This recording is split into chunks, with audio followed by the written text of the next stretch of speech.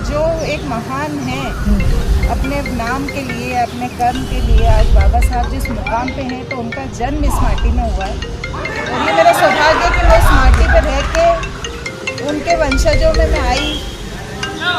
वंशज तो हम सभी, झाड़ू और हांडी बांध दी जाती थी ताकि व्यक्ति के पाँव भी ना मंडे। इस तरह की आज़ादी थी ही नहीं वहाँ से।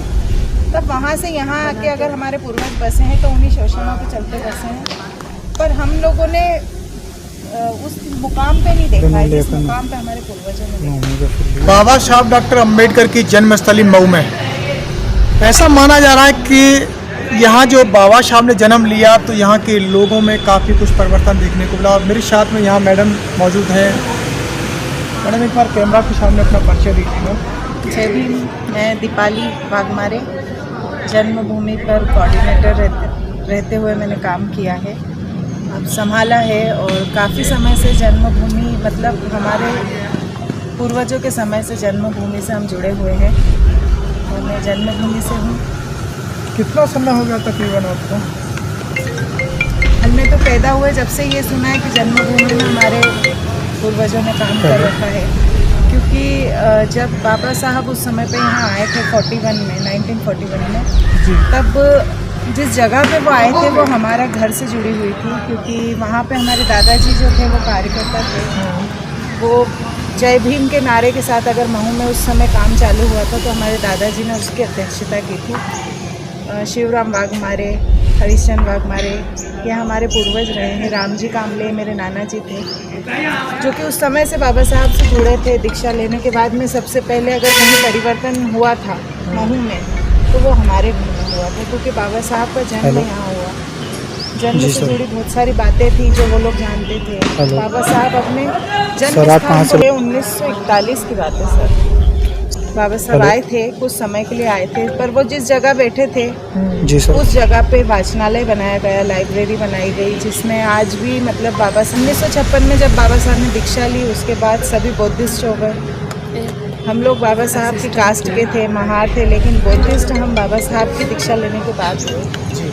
और लगातार तभी से सुनते आ रहे हैं कि बाबा साहब का और हमारे परिवार का एक पारिवारिक संबंध रहा। परिवर्तन तो नहीं आया है पूरी तरह से। जो सोच बाबा साहब की थी आखिरी वक्त में, अंतिम समय में, बाबा साहब ने अपने एक भाषण में बहुत अच्छे शब्दों में बोला है, आगरा के भाषण में। आप देखिएगा, कभी पढ़िएगा उस चीज़ को। 18 मार्च को उन्होंने संबोधन किया। उसमें उन्होंने कहा था कि मैं अपने समाज में वो नवयुवक नहीं ढूंढ पा रहा हूँ, वो युवक नहीं ढूंढ पा रहा हूँ।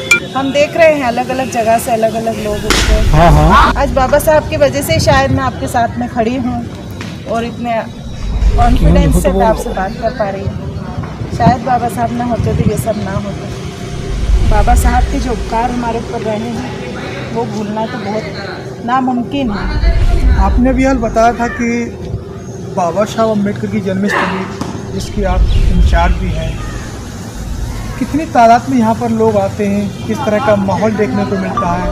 और मैं खुद अपने आप को बहुत बड़ा ये मानती हूँ कि बाबा साहब की जन्मस्थली पे आज मुझे काम करने का मौका मिला। हम वहाँ पे दिन भर यही करते हैं कि बाबा साहब से जुड़ी बातें करना है, वहाँ आने वाले हर व्यक्ति को बताना है कि बाबा साहब यहाँ आए थे, कब आए थे, ये जगह किस तरह से प्राप्त हुई। बाबा साहब का जन्म होने के बाद बाबा साहब ज़्यादा समय यहाँ रहे नहीं। जन्म के बाद शायद 6-7 साल के थे और यहाँ से चले गए थे अपने गाँव सातारा। उसके बाद आगे का संघर्ष पूरा उनका महाराष्ट्र में रहा, लेकिन जन्मभूमि इसलिए मायने रखती है क्योंकि वो जो एक महान है अपने नाम के लिए, अपने कर्म के लिए, आज बाबा साहब जिस मुकाम पे हैं तो उनका जन्म इस माटी में हुआ है। और ये मेरा सौभाग्य है कि मैं इस माटी पर रह के उनके वंशजों में मैं आई। वंशज तो हम सभी। शोषण के बारे में तो हम लोगों को इतना नहीं मालूम पड़ा, क्योंकि आपके फोन में गूगल है, शुरू से छावनी रहा है, कैंटोनमेंट उस पर डाल दीजिए आप। लेकिन जो हमारे दादा बाबा ये लोग थे वो देवलाली कैंप पे रहते थे, पूना के। मुंबई कितनी दूर पड़ेगी? मन के गूगल पर डाल ले। पूना के बारे में बताने को लिखा है कि झाड़ू और हांडी बांध दी जाती थी ताकि व्यक्ति के पाँव भी ना मंडे। इस तरह की आज़ादी थी ही नहीं वहाँ से। तब वहाँ से यहाँ आके अगर हमारे पूर्वज बसे हैं तो उन्हीं शोषणों के चलते बसे हैं, पर हम लोगों ने उस मुकाम पे नहीं देखा है जिस मुकाम पे हमारे पूर्वजों ने देखा। तो ये सब चीज़ों को ध्यान में रख के कि भाई जो बाबा साहब को पूजो मत, उन्हें मानो, उन्हें सम्मान दो, उनकी बातों को समझो, जो वो करके गए हैं उन चीज़ों को समझ के आगे बढ़ो। बाबा साहब ने कभी नहीं कहा कि पूजो मुझे, क्यों पूछते हैं हम? आप जिस तरह की बातें कर रही हैं कि बड़ा अच्छा महसूस हो रहा है, परंतु अब महिला होने के नाते देश की बेटियों के लिए क्या संदेश है? जन्म हमारे माँ बाप ने जरूर दिया है, लेकिन जीने का अगर अधिकार दिया है तो वो बाबा साहब अम्बेडकर ने दिया है। बाबा साहब अम्बेडकर को मानो, उनकी विचारधाराओं पे चलो, और अगर लड़कियां हैं तो लड़कियां तो पूछे तो कौन है, क्योंकि बाबा साहब की वजह से ही शायद हम शान से घूम आप अभी थोड़ी देर में कॉल कर लेंगे सर, हमें इतना अधिकार मिला। ठीक सर।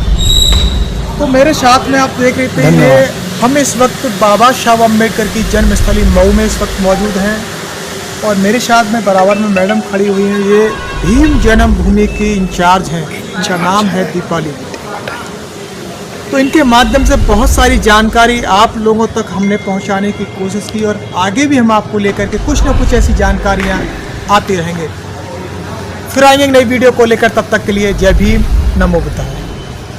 इस खबर को देखने के बाद क्या है आपकी राय, नीचे दिए गए कमेंट बॉक्स में दीजिए अपनी राय।